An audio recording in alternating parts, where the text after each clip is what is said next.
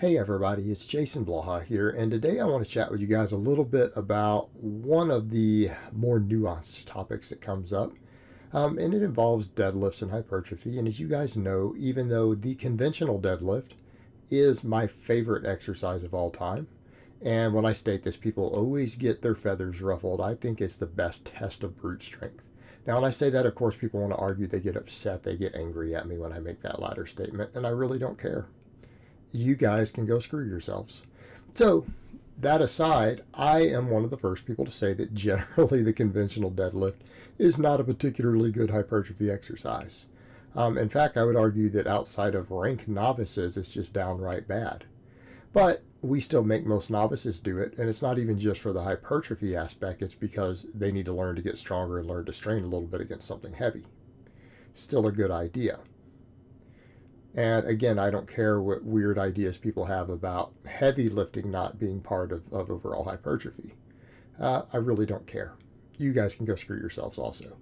Now, that aside, let's talk about speed pulls. Because one of the things that comes up, people say, well, Jason, you say that the deadlift is not a good and it's actually a downright bad hypertrophy exercise. Again, for anyone other than ranked novices. Yet you'll say that speed work, dynamic pulls, can be good for hypertrophy. Well, I think people need to understand the big difference. What is it specifically about the deadlift that makes it pretty bad for hypertrophy? You should think about it. It's a stimulus to fatigue ratio. The amount of fatigue that you generate doing a heavy single or a heavy triple or a heavy 5-rep set on the deadlift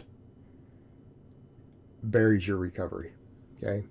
It is one of the most taxing axial loading exercises you could possibly do.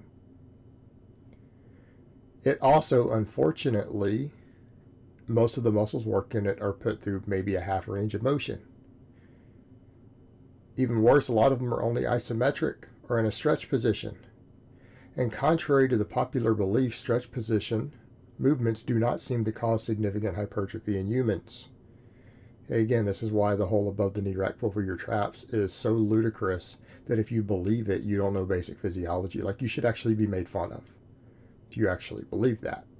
I'm not trying to be a dick when I say that, but I'm telling you the truth that you do not know basic exercise science if you think a weighted stretch produces significant hypertrophy in humans. You better provide some evidence for that. I'm not saying it can't contribute for fatigue on the back end of real training, but it doesn't. The problem we come over to is that, again, a lot of it's just stretch position and isometric, but does that contribute to a little bit of hypertrophy? Sure, it's just not that good. Not that good. So you end up getting a somewhat inferior training stimulus with an enormous amount of fatigue. Well, how do we get around some of that? Well, when we do speed pulls, it's a totally different beast. We're usually doing speed pulls with sumo deadlifts, which have an easier fatigue component than conventional, or we're doing stuff like deficit deadlifts, like I'm doing here against bands, chains, things like that. All right, you can get really good hypertrophy off of this. People would say, why? Well, number one, when we start getting into deficit deadlifts, a lot of the experts actually do say, yeah, deficit deadlifts, snatch grip deadlifts, things like that are better for hypertrophy. Because again, can't lift as much weight and we're increasing the range of motion. All right, what's our issue with the deadlift? Oftentimes more limited range of motion for all the stretch shortening cycle in a lot of the muscles. Okay, it means we may not get the best muscle fiber recruitment. Too much weight. Okay, well, deficits increase range of motion and they reduce the axial loading. Well, couldn't the same thing be said with the speed work aspect also? With speed work, we're generally working with maybe 50% of our max plus bands or chains. So in this case, I'm working with 50% of my 1-rep max deficit deadlift, right, with about 25% of my max and chains added. This isn't that much weight. This isn't a lot of axial loading. Okay, for someone at my strength level, having, eat 400 pounds or so at the lockout is nothing. That's not any significant axial loading. I'm not worried about it. Also, it's just for a brief second. So from a fatigue perspective, this is just not that fatiguing, because when we are doing speed work, we're focused on maximum acceleration and force production with light weights. Right? This is a light weight. It's a very lightweight for me. So it's not that much fatigue. My musculature can easily support this all day long. And that's what I do. Like what was done here in the particular workout these clips came from. And for those curious, yes, I vlog all of my sessions. They're done by date. You can see every workout I do in order through the entire year. They all have a date on them. And we vlog everything. I did 12 doubles. Okay. When we look at the information we have on compensatory acceleration, if you move a weight fast enough, every rep becomes an effective rep. Every rep gives you a training response. We also get a much, much higher muscle fiber recruitment. And with speed work, we get a high work density. All right, doing 12 doubles for maximum speed on speed work actually doesn't bury you. This doesn't beat you up as much as if you did a heavy 5-rep max. Like a 5-rep max on the deadlift would leave me buried. Those 12 doubles has, again, maybe leaves me gasping for a little bit of air. It has a conditioning component, but it doesn't make you feel beat up. You're not excessively fatigued from it. But in terms of effective reps, because of the explosive component, the speed component, I got 24 effective reps. Usually when we're moving at normal bar speed, you look at someone like Beardsley's research, and he would suggest at normal or slow bar speeds, only the last 5 reps before you reach failure have an effective training response. And again, what we've all seen guys like Knuckles counter that. And Knuckles is a pretty strong dude, like him or not. You guys pretty strong. In addition to having an advanced degree in the field. And Knuckles has pointed out that the data actually suggests that if you move the weight fast enough, all reps can become effective reps, even 20 rep maxes. But you have to move the weight super fast. You have to have maximum force production. But that's what we're getting with speed work. And we're doing it with light weight. And we're doing it for high work density.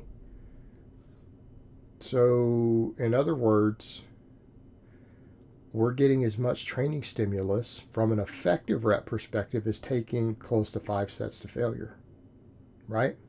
Well, that's a lot of training response.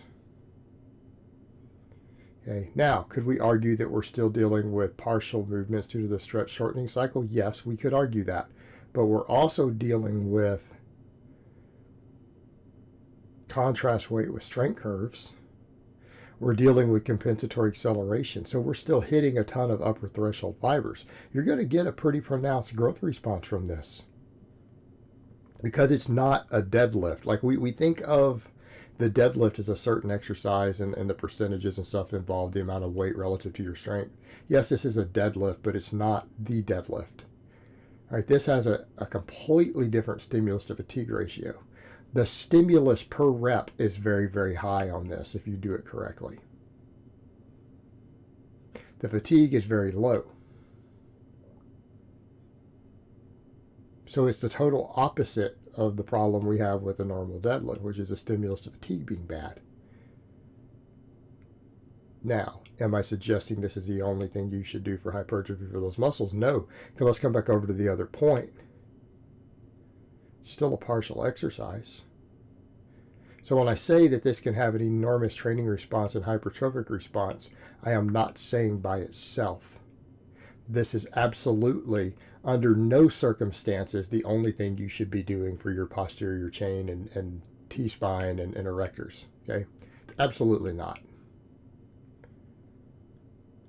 But when included in an overall well-structured program, this does add significant muscle mass. Right? This does add significant muscle mass. But only if you do it correctly. So again, I like to differentiate that, because people will talk about, well, you say this about deadlifts, but then you're saying speed pulls are different. Well, yeah, then it's not the same exercise. Okay. I don't classify these as the same exercise. So when I say the deadlift, I'm talking about the normal conventional deadlift.